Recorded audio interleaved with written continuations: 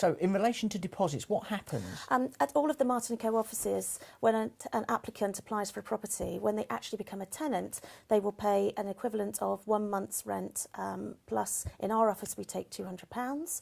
That will be in addition to 1 month's rent in advance. Some of the offices take 6 weeks and some of the offices take an equivalent to 2 months' rent. Okay. That's obviously in addition to the 1 month's rent in advance. Okay, and who actually gets the money? Me? No, unfortunately you don't.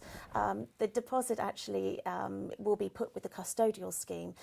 As of April 2007, there was new legislation introduced regarding tenancy deposits, which was there to protect the tenants from disputes at the end of tenancies, and also with regard to potentially landlords not providing with the correct information. So the custodial scheme actually holds the deposit for the duration of the tenancy. Right, okay. And what can I use this money for? You can't actually use it for anything. The deposit belongs to the tenant, which is why it gets put into the custodial scheme.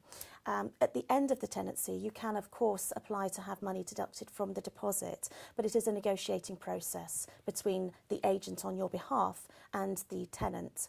At the beginning of the tenancy, we'll have an inventory conducted, which will show the condition of your property.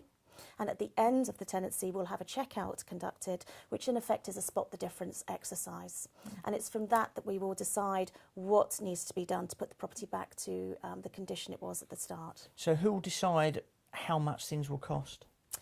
Well, there are two things. There's fair wear and tear, which is the landlord's responsibility, so general things such as decoration to keep your property up to date.